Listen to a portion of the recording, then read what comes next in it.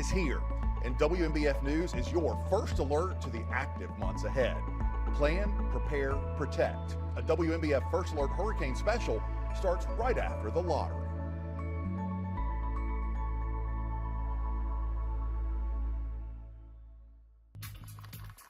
Good evening and welcome to tonight's lottery drawing. I'm Amy Beatty. Today is Friday, June 20th, 2025. Now let's play Pick 3. Our first number up is 4, followed by 0, and that last number to come up is a 2. Let's play Pick 4. Our first number up tonight is 1, followed by 9. Next up is another 9, and our last number to come up is a 9. Tonight's Fireball number is a 7. Now let's play Palmetto Cash 5, featuring South Carolina's very own rolling jackpot. Our first number up is 9, followed by 36. Next up is 25, then 39, and that final number to come up tonight is a 23. And now your cash pop number tonight is a 3. Good night and good luck, South Carolina. Thanks for watching. You're watching Plan, Prepare, Protect, a WMBF First Alert Hurricane Special, locally sponsored by Mid-Atlantic Storm Protection. The Grand Strand, miles of beautiful beaches, a top tourist destination, our home. But also incredibly vulnerable to hurricanes and in the zone of some of the country's most notorious landfalls. Some storms have been so powerful, they've shaped the development and even the shoreline of the Grand Strand. Hurricane Hazel struck Little River on October 15, 1954 as a Category 4 hurricane. Hazel's destructive storm surge reached 18 feet in Little River and destroyed 80% of all oceanfront dwellings in Myrtle Beach. Only 2 of the 275 buildings in Garden City were left standing. The storm's 130-mile-per-hour winds downed so many trees that developers arrived after the storm to develop golf courses, setting the stage for the golf capital of the world. It was another H storm in 1989 that again redefined the area. Hugo made landfall near McClellanville, South Carolina on the night of September 21st, 1989 as a Category 4 hurricane with winds of 140 miles per hour. While the Grand Strand did not see a direct landfall, Hugo's strength, forward momentum, and angle of approach delivered a historic storm surge. The surge of 20 feet near Bulls Bay, South Carolina, remains the highest surge ever observed on the east coast of the U.S. The surge carved out a 100-foot wide inlet in Pawleys Island and destroyed 90% of oceanfront homes in Garden City. In Myrtle Beach, the surge ranged from 12 to 16 feet, devastating the oceanfront.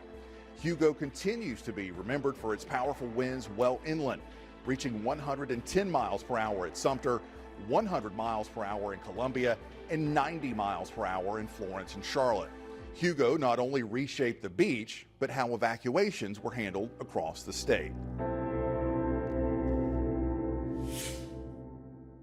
Hugo, Hazel, and Gracie from 1959 in the Low Country are the only 3 Category 4 hurricanes to hit South Carolina since 1850, but countless others have left a huge impact.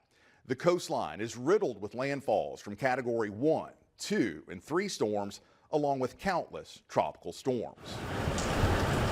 13 storms and hurricanes have made direct landfall in just the last 25 years alone.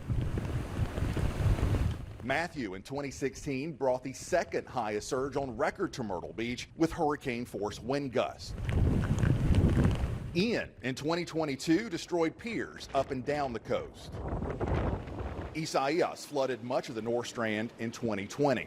Numerous storms never make a direct landfall in the area, but still bring significant impacts as they pass just offshore. Dorian in 2019 brought winds to 65 miles per hour and numerous tornadoes. Here's the bottom line. Each year, the Grand Strand has an 86% chance of seeing at least some impact from a tropical system, and on average, sees direct hurricane impacts roughly every 7 to 8 years.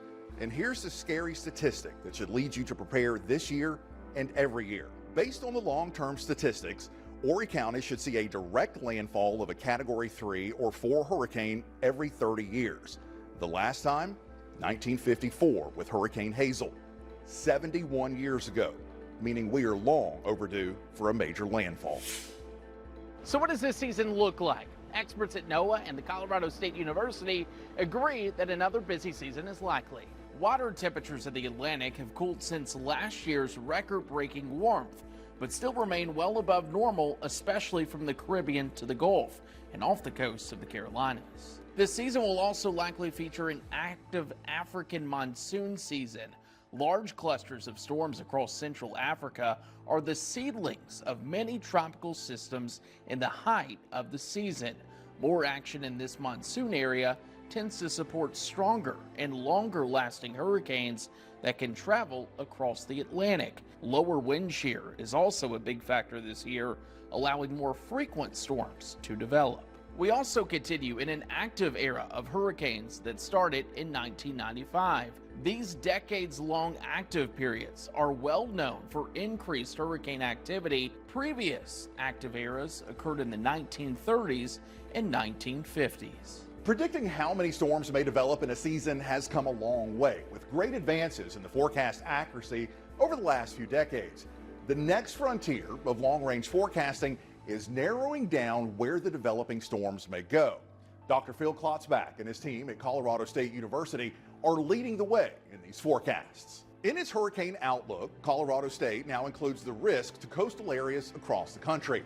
For South Carolina, the chance of at least one named storm passing within 50 miles of the coast this season is 66%, above the average of 57%. The chance of a hurricane within 50 miles is 35% this season, also above the average chance of 29%. Breaking down the data even more reveals a 46% chance of a named system impacting Horry County this season and a 25% chance of a hurricane impact, above the yearly average of 20%. We've seen what previous storms have done and we know what's ahead for the season, but what is the worst case scenario for the Grand Strand, the storm that could bring our community to its knees? Coming up, we break down the track, strength, and impacts of the perfect storm. Let's make a pet potty spot. Hurricanes, they take a long time to move through, and well, your pet is definitely going to need a bathroom break. You're going to want to take a kiddie pool, add some gravel, even some mulch, even take a piece of sod. You can also take a little bit of kitty litter. That will do the trick too. That will be the best spot for your pet to go to the bathroom during a hurricane.